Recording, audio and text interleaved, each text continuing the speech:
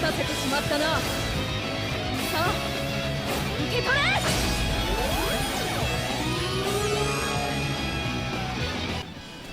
Alright, what is going on, guys? SpitefulHopes back again, coming at you with the news for this new banner and the should you summon. This banner is nuts. Like, like this banner is that ass nuts. Let's just get right into it. First and foremost, 50 million download celebration summons. I'm trying to get like nice and situated, right? The first and every fifth step costs only 50 orbs. So this is going to be one of those garbage rate banners that we got for like Burn the Witch. Every fifth step guarantees a 5-star character. Now, one thing to note is getting up to that 5-star character, it costs less orbs. You will get less 5 stars normally. However, keep in mind that once you crunch the numbers, for the amount of orbs that you spend, you get roughly the same amount of 5 stars. Like the 5-star rate, including the guaranteed, is roughly the same, even though you get lower percentages as you go along. So just going right into it, let's just get into these characters. This banner is absolutely mad. First, let's talk about Swimsuit Orihime. She's a Chronicle Quest bonus character. She's not necessarily bad, but she does have Human Killer, which I think holds her back way too much. He weakened defense on her ultimate, which can be useful if they ever come out with a guild quest. Her being a Chronicle Quest bonus, in my opinion, adds a bit of value, which is good if you farm that event. Next on the list, Power Aizen. Premium pool character. He's not bad. He's not crazy anymore. 782 spiritual pressure, weakening on everything. Frenzy, debilitator plus 5 seconds. He has the 2500 length beam for strong attack, which is good. Crawling vortex, as well as a full screen 1000 radius, a third strong attack. Overall, not a bad character. Pretty good value, but in my opinion, not really worth aiming for unless you're a Jamber.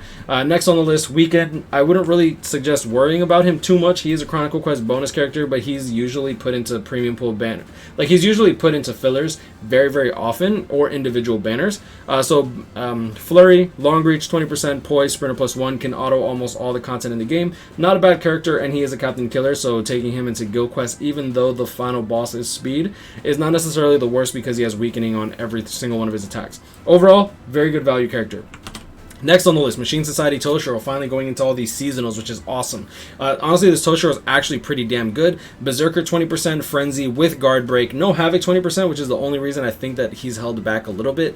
Devastation 40%, Debilitator plus 5 seconds with weakening on all of his attacks. Strong Attack Recharge character with an Arankar Killer. He is competing with quite a few characters, including 5th Anniversary Ichigo, which I'm a little bit concerned with this banner because it doesn't have the 5th anniversary characters, which I wouldn't be surprised if K-Lab's holding off on those for a little bit longer, just so that they can try to bait us out of our orbs and force people into spending for those 5th anniversary characters. The reality is, for those that wailed, already have their Ichigo and Byakuya, so I think that what they're doing is waiting for new players to get into the game, not have those characters because they came late, and then have them try to spend money for those characters as well.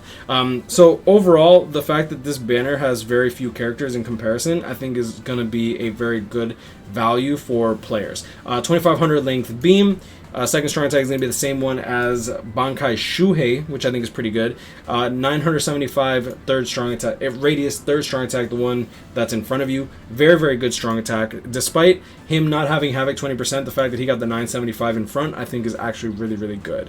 Next on the list, Spirit Society Byakuya, personally one of my favorite characters in the entire game. He's only outshined by, I think, Bankai Shinji and Lile Baro, though Bankai Shinji and Spirit Society Byakuya, they're very comparable to each other. They're very, very strong. Lile Baro does have Guard Break and hit hidden enemies 100%, but he is a 1000-year Blood War character, which means you'll have less opportunities to pull Lile Baro than you will this Spirit Society Byakuya, which in turn means more Transcendence, right? So, Strong Attack Recharge minus 12%, Soul Reaper Killer, he has freeze on all of his attacks, 798 Spiritual Pressure, so he's pushing that 800 barrier, which is really good.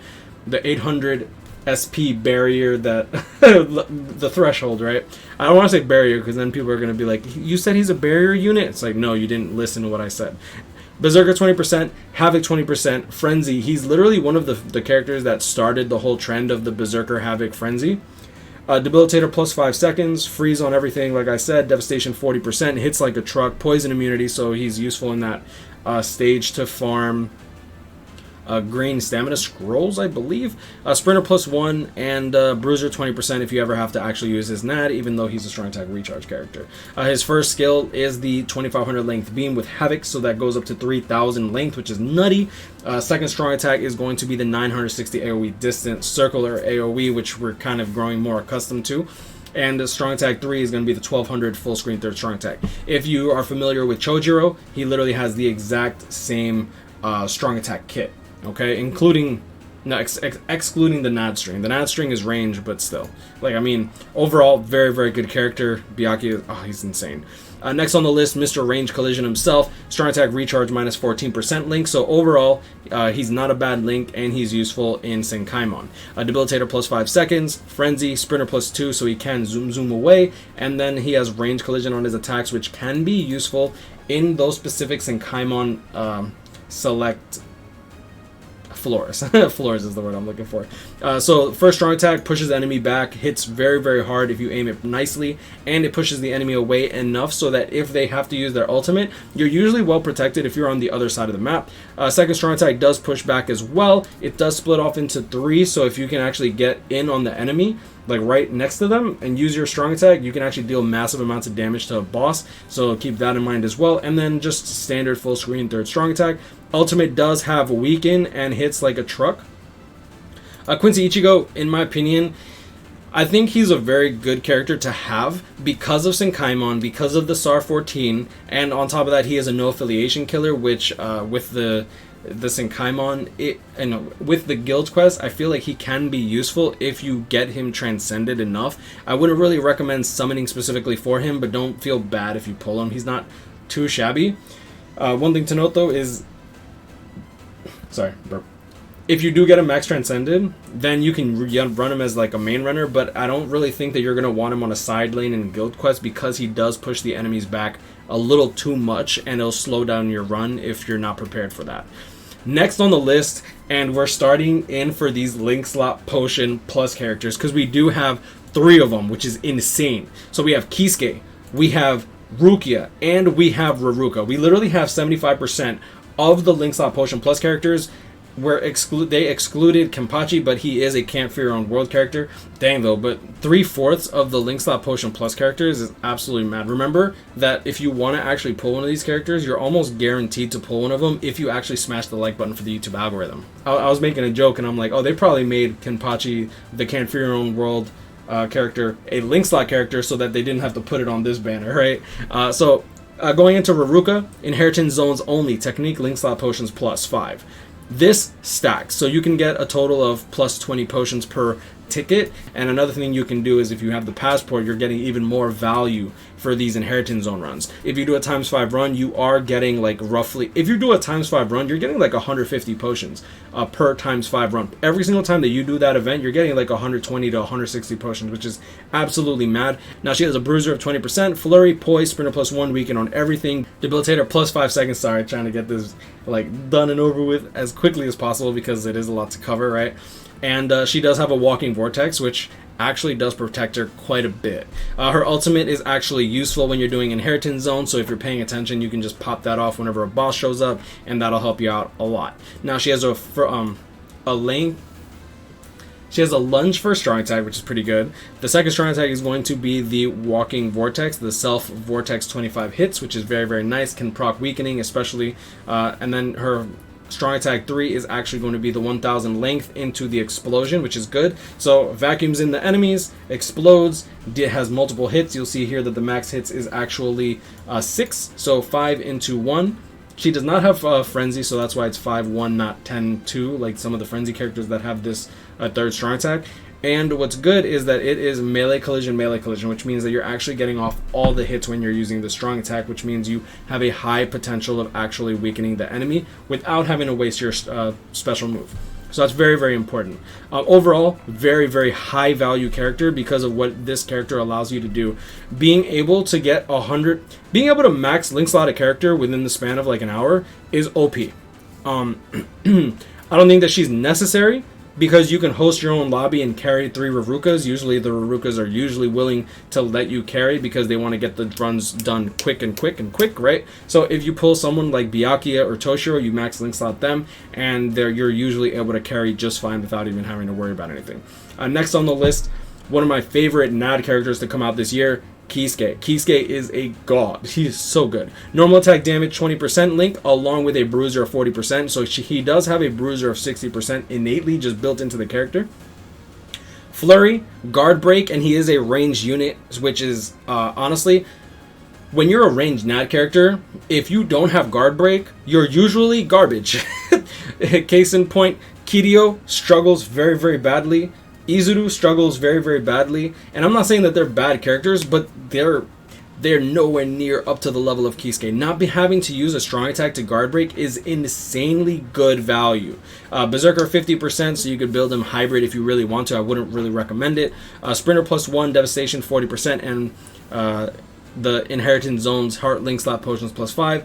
He is nutty. Like, I think that I currently have like 11,000 potions for heart, which is insane. And he has the same kit as I don't think he has no, he doesn't have the same kit. Going into his actual kit though, it's not too shabby. A Rancor killer, so he has a PvE killer, which is good. Shave first strong attack that pushes the enemies back should you actually need to push the enemies back. This could be good for, say, something like Senkaimon in case you want to not have to worry about dodging an ultimate. Since you don't have to guard break, using your first strong attack is very, very seldomly gonna be in your little rotation of attacks. Second strong attack is gonna be a barrier, which is a pushback. Same strong attack as Tokinata, same strong attack as Hikone.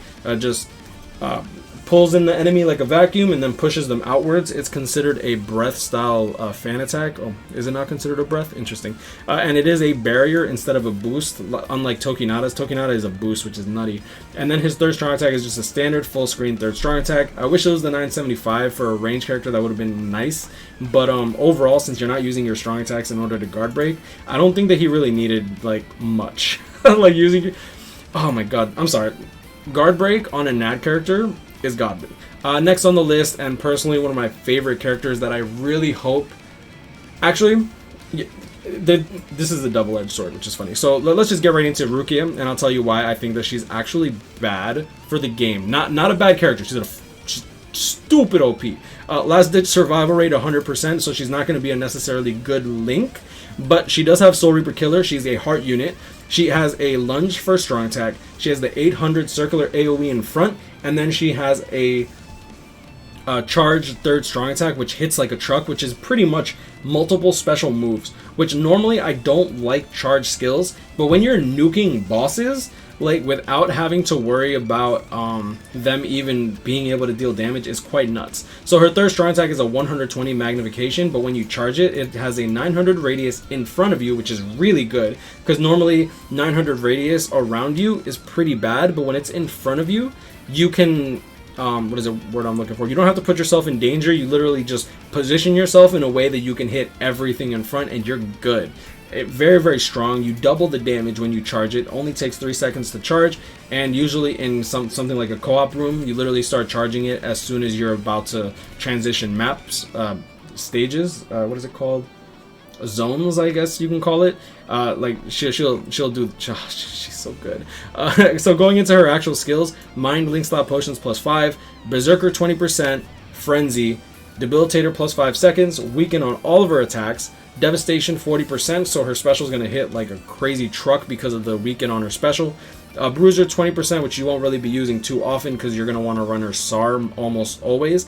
Frenzy and Sprinter +2. They also gave her strong attack recharge -12% as a skill instead of a link, so she's not actually missing out on the strong attack recharge, which is, in my opinion, really what makes this character so OP. Now, the reason that I think that she's bad for the game isn't because I think she's a bad character. I think she's actually quite amazing. The fact that she was given, in my opinion, the best killer in the game, the fact that she nukes like not entire rooms, but the fact of the matter is she nukes hard. And then my issue with this character isn't that she's bad, and I have to reiterate this because I don't want people in my DMs like, I can't believe you said that, bro. The fact of the matter is, if you don't have this Rukia is self-sufficient. right? She has last ditch in case she dies. You can run 4 Rukias, and the runs are actually incredibly fast.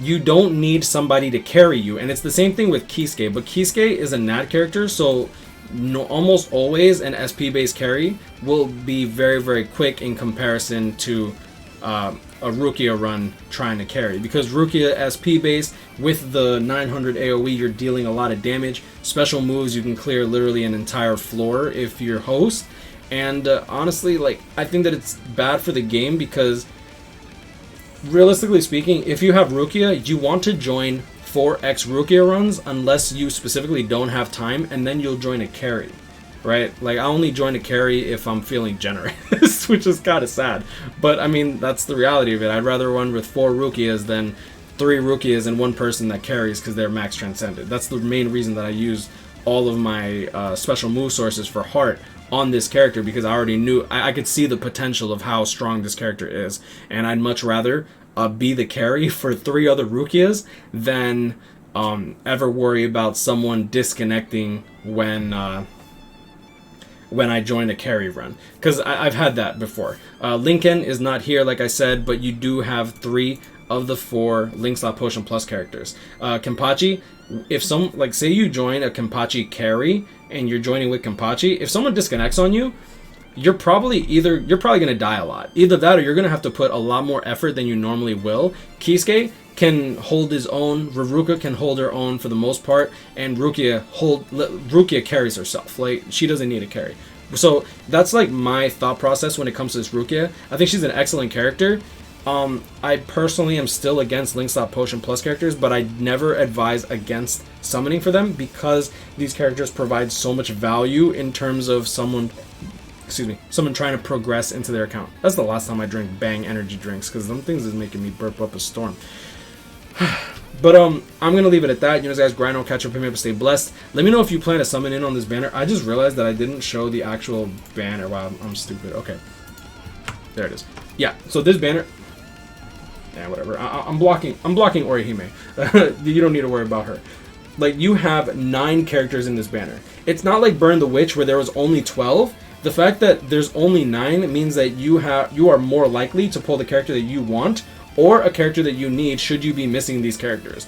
If you're missing one of the Link Slot Potion Plus characters, this banner is, in my opinion, worth going into. Now, should you summon for it? If you're new, yes. If you're new to this game, I highly advise to at least try to get to step 10.